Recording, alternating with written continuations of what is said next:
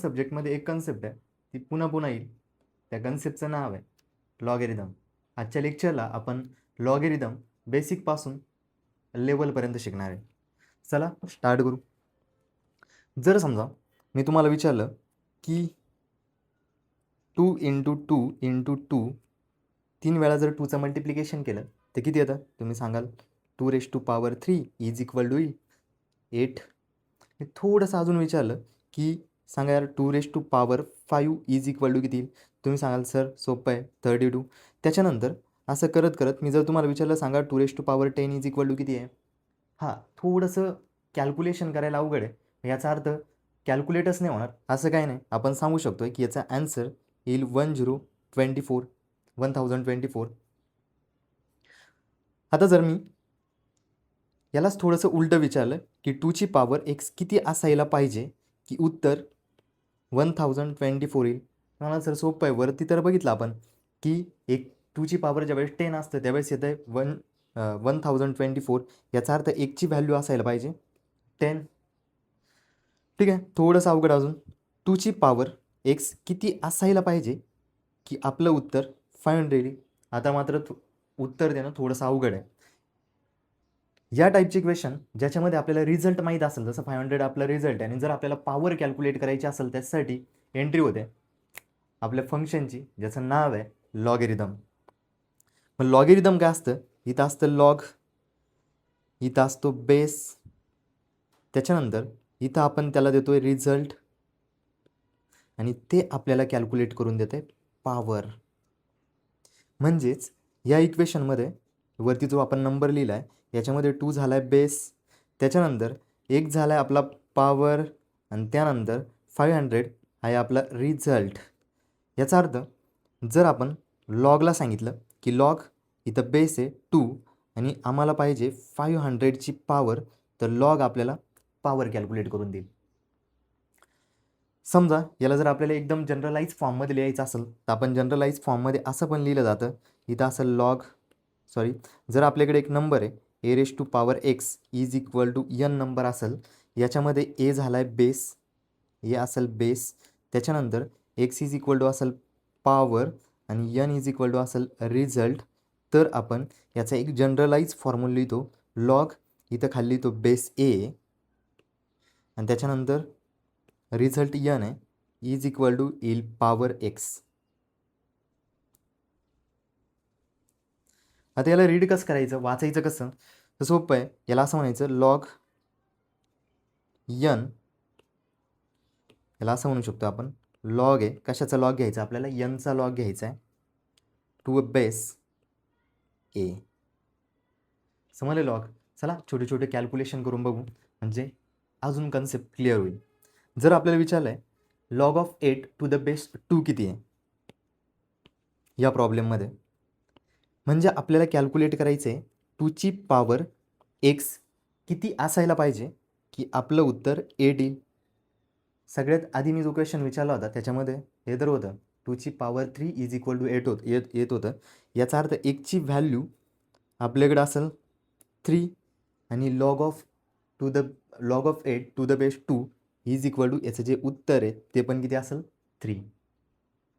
त्याच्यानंतर पुढचा प्रश्न आहे ज्याच्यामध्ये आपल्याला विचारलं आहे log of 32 to a base 2. याच्यामध्ये हे पण आपण आधी बघितलं आहे 2ची पॉवर x किती असायला पाहिजे की आपलं उत्तर 32 येईल. आता लॉगॅरिथम काय करतं? पॉवर कॅल्क्युलेट करून देतं.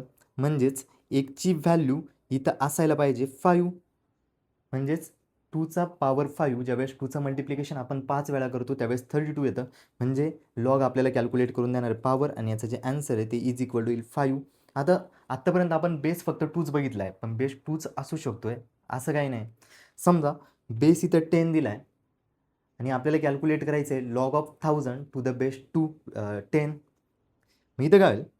याचा अर्थ असा झाला आहे जे लॉग आहे ते असं सांगतं आहे की 10ची पॉवर x किती असायला पाहिजे की आपलं उत्तर येईल 1000 आणि आपल्याला माहिती आहे 10ची पॉवर ज्यावेळेस 3 असते त्यालाच आपण 1000 म्हणतो. म्हणजेच याचं जे ॲन्सर आहे इज इक्वल टू 3 येईल. लॉग आपल्याला पॉवर कॅल्क्युलेट करून देतो आहे. त्यानंतर इथं आहे 5 लॉग ऑफ 25 बेस 5 म्हणजे 5ची पॉवर किती असायला पाहिजे की 25 येईल. ॲन्सर आपल्याला माहीत आहे 2. 5चा स्क्वेअर इज इक्वल टू तर येतं आहे 25. त्यानंतर थोडेसे अजून जरा लेवलचे क्वेश्चन. जर समजा आपल्याला असं दिलं आहे log of 0 to the base 2. 0चा लॉग कॅल्क्युलेट करायचा आहे पण बेस इज इक्वल टू किती आहे 2 आहे. याचा अर्थ असा झाला आहे की 2ची पावर एक्स किती असायला पाहिजे की उत्तर 0 येईल. पटकन कोणतरी सांगेल की सर 2ची पावर आहे ना 0 घ्या म्हणजे ॲन्सर इज इक्वल टू 0 येईल. नाही येत, कारण की कोणत्याही नंबरची पावर ज्यावेळेस 0 असते त्यावेळेस त्याचं उत्तर येतं नॉट इक्वल टू 0. 0 नसतं, 2ची पावर 0 इज इक्वल टू उत्तर असतं 1. मग सर कॅल्क्युलेट कसं करायचं आहे? या टाईपचा जर 0चा लॉग जर आपल्याला कॅल्क्युलेट करायला लावला तर तो नॉट पॉसिबल आहे. Not possible. ओके, हे 0चा लॉग नाही होणार. याचा अर्थ काय आला? हा जो आपल्या इथं हे जे आपण वरती लिहिलं आहे जनरल फॉर्म्युला लिहिला आहे, जनरल फॉर्म्युलेमध्ये यन कायम नॉट इक्वल टू 0 असेल. 0 कधीच नसेल. ठीक आहे, एक समजलं आपल्याला काहीतरी. त्याच्यानंतर क्वेश्चन नंबर 7 आहे. क्वेश्चन नंबर 7मध्ये काय सांगितलं आपल्याला? लॉग ऑफ -8 आणि टू द बेस 2 दिलं आहे म्हणजे -8चा लॉग कॅल्क्युलेट करायचा आहे.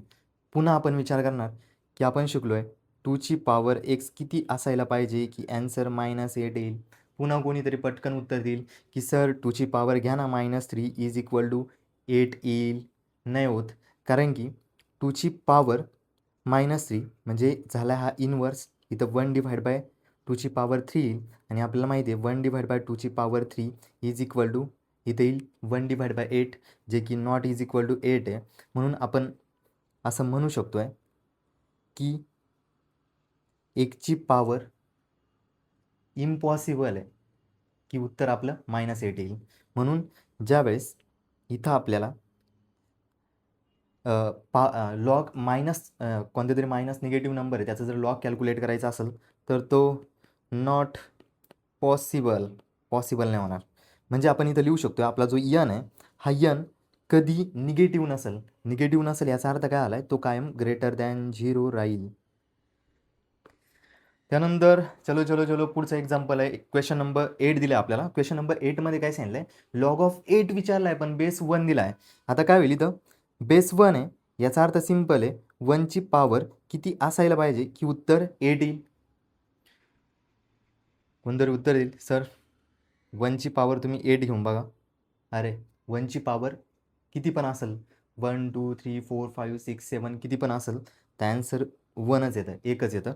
म्हणून ज्यावेळेस बेसला कधी पण 1 नाही राहणार, लॉगरिदममध्ये बेसला 1 नाही राहणार, म्हणजेच इथं आपण वरच्या याच्यामध्ये जे आपण लिहिलं होतं एची व्हॅल्यू इथं मी लिहू शकतो आहे हा जो बेस आहे हा नॉट इज इक्वल टू 1 राहील. हे जे सांगतो आहे सगळे ॲज अ रूल पण तुम्ही ध्यानात ठेवू शकताय की हे इम्पॉसिबल आहे.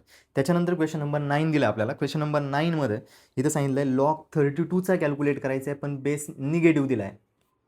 म्हणजे याचा अर्थ असा झाला आहे की -2ची पावर हा झाला बेस किती असायला पाहिजे की आपलं उत्तर 32 येईल. पण -2ची पावर आपल्याला माहिती आहे 2ची पावर कोणतरी परत सांगेल की 2ची पावर 5 आहे त्यावेळेस ॲन्सर आलं होतं 32.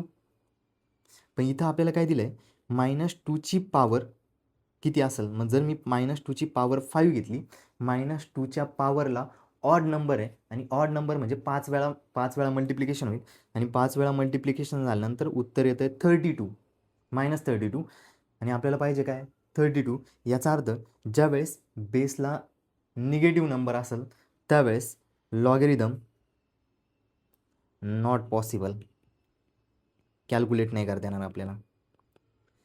आता आपल्याला कळलं आहे जो यन आहे यनची व्हॅल्यू कधीही 0 नसेल. त्याच्यानंतर दुसरी कन्सेप्ट कळली आपल्याला यन कधी पण निगेटिव्ह नसेल म्हणजे ग्रेटर दॅन 0 असेल. त्याच्यानंतर एची जी व्हॅल्यू आहे एची व्हॅल्यू आपल्याला कळलं की 1 नाही राहणार कधी. आणि त्याच्यानंतर दुसरी गोष्ट एची व्हॅल्यू कधी निगेटिव्ह नसेल. याला जर मला जनरलाइज करायचं झालं जनरलाइज करू शकतो याला. आपला फॉर्म्युला आहे log of base A into N is equal to X. याच्यामध्ये यन म्हणजे रिझल्ट आहे, ए म्हणजे पॉवर आहे, एक्स म्हणजे काय सॉरी यन म्हणजे रिझल्ट आहे, ए म्हणजे बेस आहे आणि एक्स म्हणजे काय पॉवर आहे. याच्यामध्ये आपण असं लिहू शकतो वेअर हा जो यन आहे कायम ग्रेटर दॅन 0 असेल आणि त्याच्यानंतर एची व्हॅल्यू आपण बघितलं की निगेटिव्ह नसेल आणि त्याच्यानंतर ए नॉट इक्वल टू 1 पण नाही राहणार. त्याच्यानंतर आता आपल्याला शिकायचं आहे प्रॉपर्टीज. ह्याच्या प्रॉपर्टीज आहे केमिस्ट्रीमध्ये, त्याच्यानंतर फिजिक्समध्ये आणि मॅथमध्ये पण इम्पॉर्टंट राहतील क्वेश्चन सॉल्व करण्यासाठी.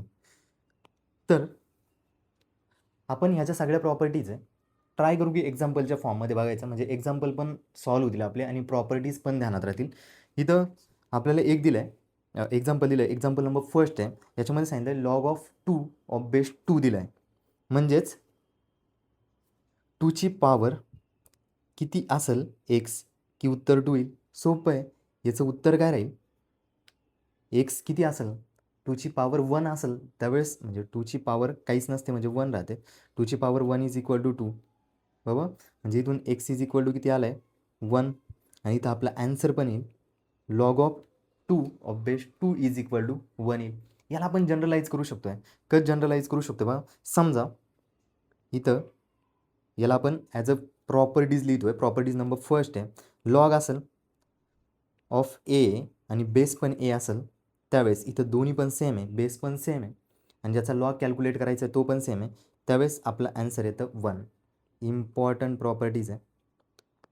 त्याच्यानंतर सेकंड प्रॉपर्टीज आपल्याला बघायची नेमकं काय आहे. त्याच्या आधी आपण थोडंसं एक छोटंसं एक्झाम्पल घेणार आहे. एक्झाम्पलमध्ये आपल्याला काय सांगितलं आहे लॉग ऑफ 2 म्हणजे ॲडिशन आहे थोडीशी, लॉग ऑफ 8 बेस 2 दिला आहे प्लस लॉग ऑफ 2 बेस 2 दिला आहे. आता याचं उत्तर आहे, कॅल्क्युलेट करा पटकन. 8चा लॉग किती येईल, बेस 2 असेल तर म्हणजे 2ची पॉवर किती असेल की ॲन्सर 8 येईल. तर सोपं आहे 3 आणि याचं जे उत्तर आहे आत्ताच वरती आपण बघितलं याचं उत्तर येतं 1, म्हणजेच is equal to total answer आलं आपलं 4. आता जर मी तुम्हाला विचारलं log of 16 to the base 2 is equal to किती असेल, म्हणजे 2ची पॉवर किती घेतल्यानंतर 16 येतो आहे, तर आपल्याला माहिती आहे याचं उत्तर आहे 4. याचा अर्थ काय आला, इथं हे जे फर्स्ट आहे आणि त्याच्यानंतर हे जे सेकंड दिसतं आहे हे दोन्ही पण इक्वल आहे.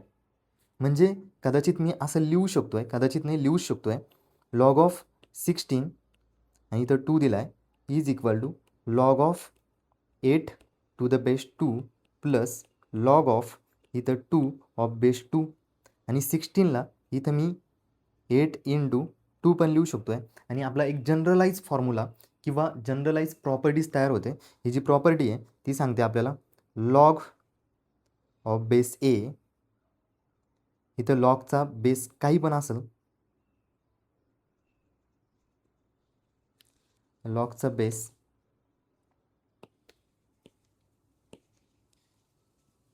काही पण असेल आणि जर समजा आपल्याला दिलेलं असेल ए इंटू बी तर इज इक्वल टू येतं log of A plus log of B. म्हणजे जर लॉगच्या मध्ये 2 नंबरचं मल्टिप्लिकेशन असेल तर आपण काय करून द्यायचं ॲडिशन, म्हणजे log of A into B is equal to log A plus log B. हा पण एक इम्पॉर्टंट फॉर्म्युला किंवा प्रॉपर्टीज झाली. त्याच्यानंतर प्रॉपर्टीज नंबर थर्ड आहे, ही आपण अशी पण ध्यानात ठेवू शकतो आहे, जर मल्टिप्लिकेशन असेल तर ॲडिशन करायची आणि जर लॉगचं डिव्हायडेशन असेल म्हणजे इथं ए डिव्हाइड बाय बी असेल त्यावेळेस इथून आपण लिहायचं लॉग ऑफ ए आणि इथं होईल subtraction minus log of B. म्हणजे ज्यावेळेस मल्टिप्लिकेशन आहे त्यावेळेस ॲडिशन करायची आणि ज्यावेळेस डिव्हाइड होत आहे त्यावेळेस सबट्रॅक्शन करायची. ठीक आहे, आता या दोन्हींवरती पण आपण एक एक्झाम्पल सॉल्व करून बघू जमतं का आपल्याला. इथं काय होईल, इथं दिलं आहे आपल्याला log of 7 to the base 2 plus log of 3 base 2 minus log of 6 to the base 2, म्हणजे प्लस मायनस दोन्ही पण दिलं आहे. मला एवढंच समजतं की इथं ह्या दोन्हींची ॲडिशन दिली आणि आपल्याला माहिती आहे लॉगची ज्यावेळेस ॲडिशन असेल त्यावेळेस काय करायचं त्याचं मल्टिप्लिकेशन करायचं आहे. मग इथं लॉग राहील बेस सेम 2 आणि इथं काय राहील 7 इंटू 3 मल्टिप्लिकेशन ए इंटू बी. त्याच्यानंतर इथं मायनस दिलं आहे लॉग ऑफ बेस 2 इंटू 6. ध्यानात ठेवा हे कधी पॉसिबल आहे ज्यावेळेस बेस सेम असेल त्यावेळेस. त्याच्यानंतर इथं राहील लॉग ऑफ बेस 2 इंटू इथं येईल 7 3 21 मायनस लॉग ऑफ 6 इंटू 2. आता इथं आपल्याला थर्ड नंबरचा रूल यूज करते log A minus log B आणि log A minus log B is equal to येतं log of A divide by B आणि ए डिवाइड बाय बी म्हणजेच झालं आहे 21 डिवाइड बाय 6. हा झाला आपला थर्ड लॉ. त्याच्यानंतर आपल्याला फोर्थ नंबरचं प्रॉपर्टीज बघायची. फोर्थ नंबरची प्रॉपर्टी आहे, जर समजा आपल्याकडे असेल log of A raise to N असेल, म्हणजे एच्या डोक्यावरती काहीतरी एक नंबर असेल, त्यावेळेस हा जो नंबर आहे त्याला आपण यन आहे त्याला आपण पुढे लिहू शकतो आहे, म्हणजे येईल यन लॉग आणि इथं राहील log of A raise to n is equal to n log A. कशासाठी यूज केलं जातं? थोडेसे कॅल्क्युलेशन सिम्पल करण्यासाठी. ही प्रॉपर्टीज आपल्याला फिजिक्स, केमिस्ट्री, त्याच्यानंतर मॅथ तिन्हीमध्ये पण कॅल्क्युलेशन करण्यासाठी यूज होणार आहे. आता समजा हे एक्झाम्पल दिलं आहे, हे एक्झाम्पल मी असं लिहू शकतो आहे, लॉग ऑफ 32 म्हणजे 2ची किती पॉवर आहे, तर 2ची पॉवर इथं आपल्याला माहिती आहे 5 आहे आणि इथं बेस 2 आहे. आता काय होईल, हा जो 5 आहे बाय ए रेश टू यनच्या प्रॉपर्टीने वरती जो नंबर आहे तो पुढे येईल, म्हणजे इथं 5 इंटू लॉग, इथं राहील 2 आणि इथं झाला आहे बेस 2. आणि आत्ताच आपण आधीची फर्स्ट नंबरची प्रॉपर्टी शिकलो होतो, log of A base A is equal to 1 असतं, इथं झालं आहे 5 इंटू 1 इज इक्वल टू 5. त्यानंतर पुढचा पॉईंट आहे, लॉगरिथमचे दोन टाईप आहे. लॉगरिथमचे दोन टाईप आहे, एक टाईप आहे बेसिक लॉगरिथम आणि दुसरा आहे नॅचरल लॉगरिथम. बेसिक लॉगरिथम कशाला म्हणायचं, आत्तापर्यंत आपण जे शिकलो आहे की लॉग ऑफ बी असेल टू द बेस ए असेल, त्यावेळेस आपण शिकलो आहे की बीची व्हॅल्यू ग्रेटर दॅन 0 असायला पाहिजे, त्याच्यानंतर ती नॉट इक्वल टू 0 असेल म्हणजे ग्रेटर दॅन 0 आहे. त्याच्यानंतर एची व्हॅल्यू पण ग्रेटर दॅन 0 असेल आणि त्याच्यानंतर नॉट इज इक्वल टू 1 असेल, त्याला आपण काय म्हणतोय, बेसिक लॉगरिथम म्हणतोय. पण नॅचरल लॉगरिथम थोडंसं वेगळं आहे. नॅचरल लॉगरिथम आपण म्हणतोय जर लॉग आहे कोणता पण लॉग, ओके, समजा लॉग एक्स असेल काही पण नंबर आहे आणि त्याच्या बेसला जर ई असेल, त्याला आपण म्हणतोय नॅचरल लॉगरिथम. पण याच्यामध्ये यालाच आपण असं पण लिहितो यल एन ऑफ एक्स. यलचा अर्थ काय आला, यल एन म्हणतो आपण त्याला. यलचा अर्थ झाला आहे लॉग आणि यनचा अर्थ झाला आहे नॅचरल लॉग म्हणजेच यल एन, त्याला आपण लिहितो यल एन एक्स. ज्यावेळेस यल एन एक्स येईल त्यावेळेस ध्यानात ठेवा लॉगच आहे, फक्त बेसला ई आहे. पण ई म्हणजे काय, ई म्हणजे एक नंबर आहे, ईची व्हॅल्यू आहे जसं पाय असतं 3.14 वगैरे, तसंच हा एक नंबर आहे, जो नंबर आहे 2.71828 आणि पुढं कंटिन्यू होत जातो. इरॅशनल नंबर आहे जो रिपीट पण होत नाही आणि त्याच्यानंतर संपत पण नाही. म्हणजेच आता ई तर समजलं आहे कॉन्स्टंट आहे, त्याच्यानंतर ईची व्हॅल्यू पण कळली, पण नेमकं ई म्हणजे हा कॉन्स्टंट आला कुठून. जसं पाय आपल्याला माहिती आहे सर्कलसाठी पाय वगैरे येतो, इथं हा जो नंबर आहे आला कुठून, हा नेचरमध्ये जे सजीव आहे किंवा काही गोष्टी आहे त्या गोष्टींची कंटिन्युअसली ग्रोथ होऊ राहिली, त्या कंटिन्युअसली वाढू राहिल्या. त्याच्यामध्ये काय असेल, जसं प्लांट आहे, झाड आहे, ते छोटं आहे, हळूहळू हळूहळू वाढत वाढत वाढत जातं. छोटे झाड आहे, रोपटे आहे, ते वाढत वाढत जातात. तसं आपले केस आहे, हेअरची पण ग्रोथ होते. आजूबाजूला जेवढे पण सजीव दिसत आहे त्या सजीवांमध्ये ग्रोथ होताना दिसते आपल्याला. अजून नेचरमध्ये वेगवेगळ्या गोष्टी ज्याच्यामध्ये ग्रोथ होताना दिसते किंवा कमी होताना दिसतो. ही जी ग्रोथ आहे ती ग्रोथ, समजा आपण आपले जे हेअर आहे केसांचा जर विचार केला तर केसांची एका दिवसात काहीतरी वाढ होत असली पाहिजे, त्याच्यानंतर एका तासामध्ये पण काहीतरी वाढ होत असली पाहिजे, त्याच्यानंतर एका मिनिटात विचार केला तर एका मिनिटात पण काहीतरी वाढ होत असली पाहिजे, एका सेकंदात विचार केला तर एका सेकंदात पण काहीतरी वाढ होत असली पाहिजे. जर एका सेकंदाच्या 1000व्या भागात जर आपण विचार केला केसांमध्ये किती वाढ होत असली पाहिजे, एकदम कमी असेल, मे बी आपल्याकडे ते युनिटच नाही की ज्याने आपण मोजू शकतोय, पण वाढ होत असली पाहिजे. आणि ही जी वाढ आहे ही वाढ कायम एका नंबरच्या पॉवरमध्ये असते आणि तो नंबर आहे ई.